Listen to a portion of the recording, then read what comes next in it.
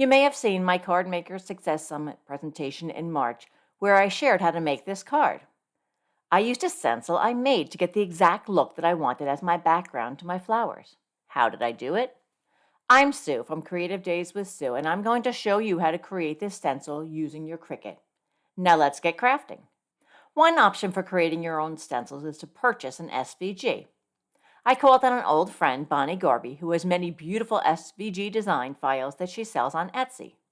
Now, I've known Bonnie for over 20 years, and she's one of the first card makers, way before YouTube, that inspired me when I started making cards. So, after checking out her Etsy shop, I decided that her SVG basket weave background design would be a great place to start my journey into making my own stencils. Check out Bonnie's Etsy shop. She has way more than backgrounds to offer for your card making and crafting. I will leave her link below in the description for you to check it out. Now that I had my design picked out and downloaded, my next question was how I would use the SVG background as a design for a stencil. The answer was easy. I would upload them to my Cricut design space and have the Cricut cut them out.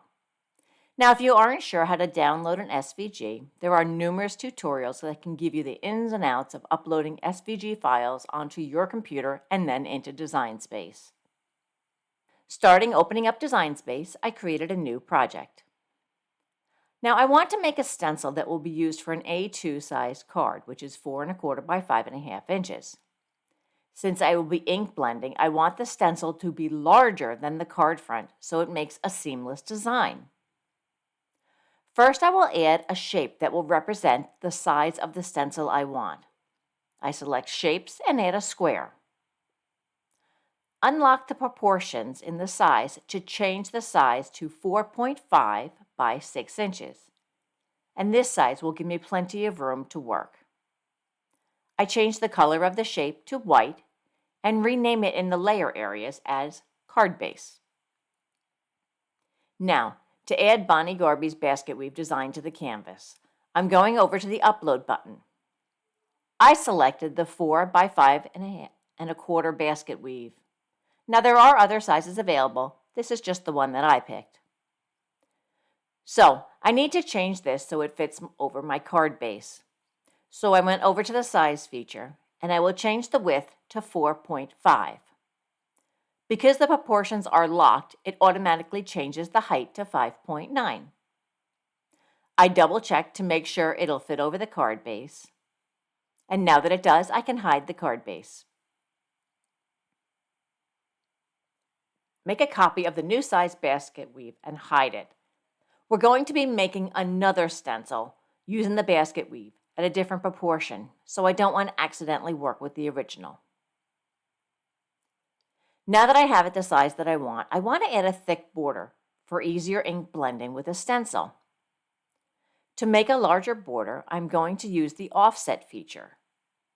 I'm going to add 0.5 inch offset with squared corners.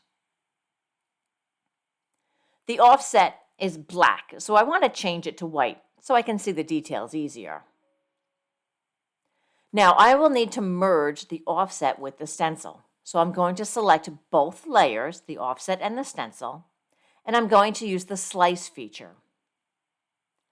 Then I will pull off the top 2 layers to reveal the stencil with a thicker border. But you may see that although I have thicker borders, I still have the original border, and I need to remove this. So in order to do that, I'm going to go over to the contour feature, and I'm going to click on the original border. It will change color and essentially hide it from the cutting. Once I close this feature, you see how nice and thick this border is that I was adding. I can now delete the 2 slice results that I pulled off earlier. Since I'm planning on making another stencil with the same style, I'm going to rename this one as 4.25 Basket Weave over in the layer section, and then I'm going to hide it. Still at the layer section, I'm going to unhide the original basket weave and the original card base. I'm going to duplicate the card base and then hide one of them. Now I will drag the basket weave pattern over the card base. I'm going to grab the bottom handle and drag it out to enlarge the pattern. Once it's large enough, I'm going to move it around a little bit, adjust the size a little bit. I'm looking to make sure that I don't have any small cuts along the edge of the card base. Once I have the design in place, I'm going over to the layers area and I'm going to drag the card base so that it is now on top of the weave layer. I'm going to select both the card base and the weave layer. Using the Combine feature, I will select Intersect. This is going to cut away any design that is over the edge of the card base. Looking at the design now, I can see that the basket weave doesn't have all of its edges.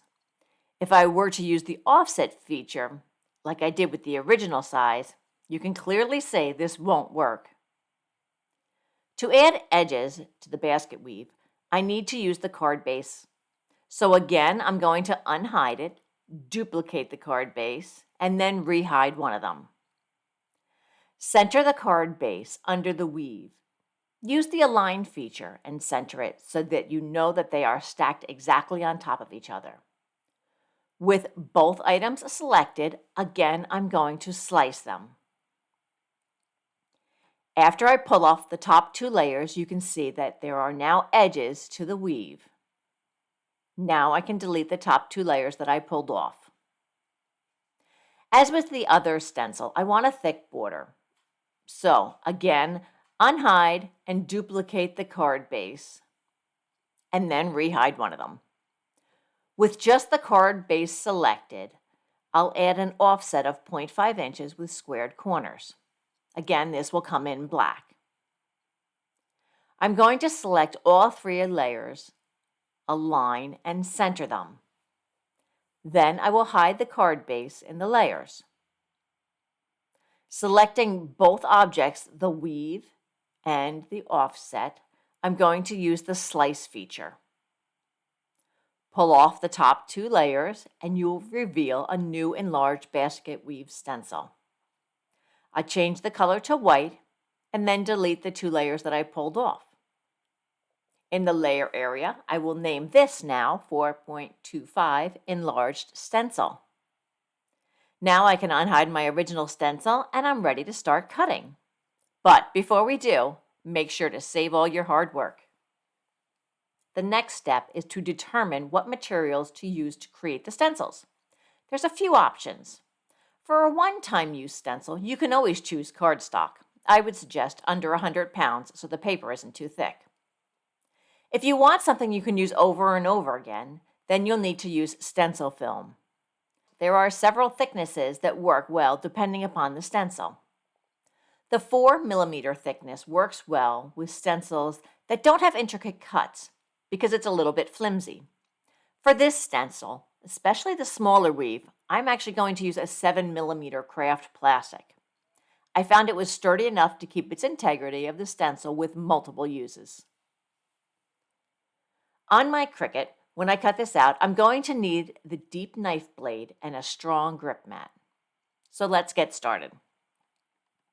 Using the strong grip mat, I want to make sure to use a brayer to set my material on the mat. And then I'm going to add a layer of tape along the edges to make sure the plastic stays in place. This design will take about 6 cuts from my Cricut Maker, so it's going to have to stay very secure. Once I connect my machine, I selected my material. Now I played around and did several sample cuts of a circle to determine which settings I needed to cut this. I have found that the tooling leather, 4 to 0.5 ounces, is the best choice for this material. It will cut 6 times and it's going to use the knife blade with a strong pressure. Did you know that you can view the cutting settings on materials on your Cricut? Just scroll to the bottom of the materials list and click on Material Settings. Select your material and click Done. Now it's time to cut.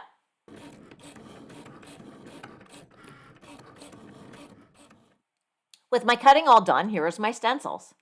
I can now reuse these as many times as I need and just wipe them down or rinse them off when I'm done.